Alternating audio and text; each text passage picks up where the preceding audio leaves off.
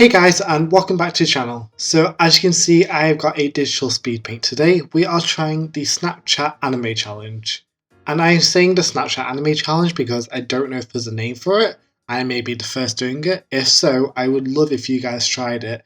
But I have a feeling that other artists go try this idea because it's such a unique thing. So if you don't know what I'm on about, Snapchat just recently released a filter which, like other filters like the dog filter, will scan your face, but instead of adding something to it, it turns you into an anime character.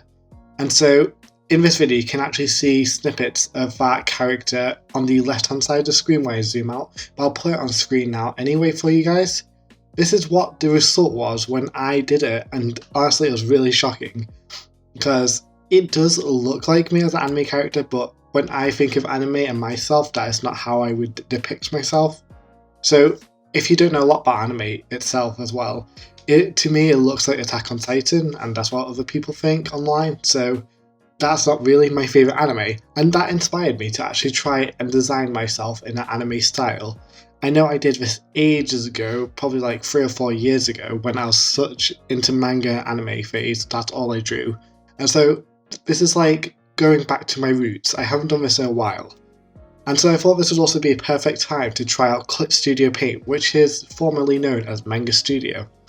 If you don't know what Clip Studio Paint is, it is a drawing software that was made just for drawing and illustration. The best I can describe it is the drawing side of Photoshop on steroids. And I'm just going to tell you now, I love it so far. I've decided to try this software out because I've seen so many people online talk about it and rave about it as an alternative to Photoshop, and I can see why they have raved about it so much. The first thing that stands out to me is that Photoshop is a subscription service now. It used to be you could pay like one-time fee for it, so for like CS6, which was like probably a couple £100 to buy it for one time, whereas now it's like a monthly subscription. I think the average one is like £30 a month. Luckily right now I'm a student, I get for £15 a month, but next year I'm not going to be a student, and I can't afford that, so that's why I decided to try Clip Studio now and slowly get used to it before I graduate.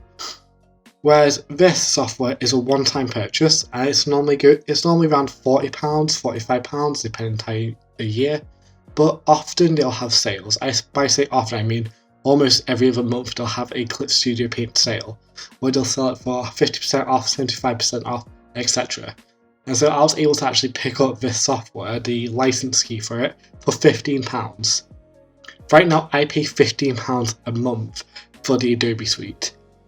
That is amazing how I paid the same price as a monthly subscription for a full piece of software which is just as good if not better than Photoshop for drawing. I say for drawing, as Clip Studio is not made for anything else besides drawing, so no photo manipulation. There is a bit of animating tools in it which I want to explore further, and I think like illustration, graphic design, stuff like that, you really want to do on Photoshop. If you want a dedicated drawing software though for character illustrations, more ink stuff, more brushes, etc., that's what Clip Studio works really well for. Now, I'm not going to say I'm a pro at this because this is like my third time using it properly. I really want to explore further with it, and I would love you guys to give me some tips and tricks down in the comments below. The one thing I really did not enjoy about the software at first is that there's so much to it, but there's no tutorials or anything that tells you how to do it built into the software.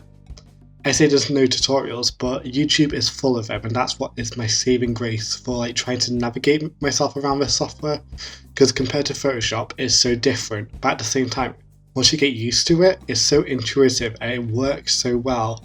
Everything is customizable as well, which I appreciate, so I can set up the drawing environment in the way that I prefer it. So with the colour wheel on the top right, my navigator below it, and my layers on the right. Down the left I have my brush sizes, my brushes, and the brush editor. I don't know what it's officially called, but where you can tweak all the tools of the brushes, which I really appreciate. Another reason why I decided to try this software actually is that they also have a iPad Android equivalent of Clip Studio Paint. It's the full version of it, just on a different form factor. So as you know, I've got my iPad, I love Procreate so much.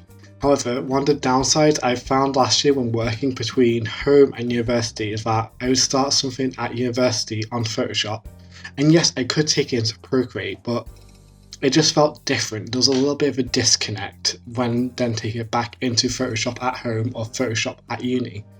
Whereas with Clip Studio, not only does it both support PSD files but also the native Clip Studio file, but if I took the file that I created on an iPad and took it to my Mac, it'd be identical, one-to-one, everything's exactly the same. There'd be no compression, no nothing, and vice versa. I could start a drawing on my Mac and take it with me onto my iPad. The downside is though that the iPad is a different key from the desktop, and I say a different key is a subscription service. I think it's like £5 a month, but you do get 3 months free, so take that as you wish. For me, I think that's honestly worth it compared to paying £15 a month as well. But software that I can also then take on the go. There's no limitations, and especially with my budget iPad as well, there's no limitations with like the layers or anything. Everything is just open to you, everything's customizable, and I love it. Speaking of customizable as well, one thing I do really like about Clip Studio that I've come to love so far is the asset tools. So it's very community based with software. People develop things that you can use such as brushes, backgrounds, and my favourite thing, 3D models. And now there are models that are just like pre-rendered and pre-posed, which are really cool, but built in like straight away is a male and female model which you can rotate 360 degrees. All the limbs and arms and everything are movable and you can pose it whatever you like, and then from there you can draw over it, which I think is such a cool function.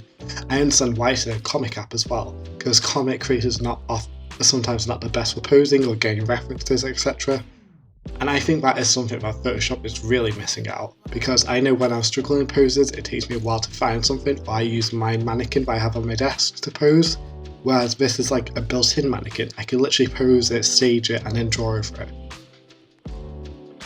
I just want to go back to this drawing by the way, because I haven't said much about it. I hope you guys enjoyed this anime style. As I said, I used to draw anime quite a bit, but I've now not fell out of it because I still love watching it and reading manga. But my art style has evolved from it, so I'm sorry that it's not the cleanest anime style. It's more anime mixed with Western digital style. But if you guys really liked, I could try this again because it's really fun drawing myself an anime character. I could try a challenge where I make a manga, because there's some manga making tools in here as it is made for comic and manga, such as halftone prints, pre-made like backgrounds of like schools and roads, etc. It's just a really cool software. So, am I going to be switching over to a software full time? Not at the moment, just because my main specialism, I could say, is concept and background art, and that is something that you can do in the software, but right now for me the tools in it are more aimed at inking, lining and character design, and that's not a bad thing. Most people who do digital art do character digital art, which makes sense, and whereas in Photoshop I have my custom texture brushes, but over the next, I say 9 months, I'm going to be trying switching my workflow over to Clip Studio Paint. And now that's going to be annoying with brushes because they don't accept ABR brushes, which is Photoshop standard for brushes. Like Procreate can also accept it, but Clip Studio can't. Anyway guys, I hope you enjoyed this video.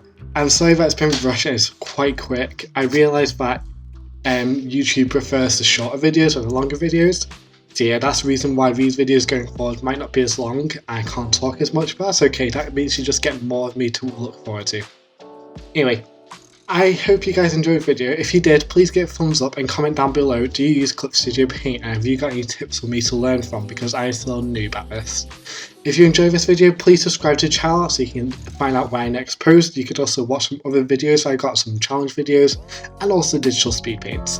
Until next time guys, keep on being creative and have fun.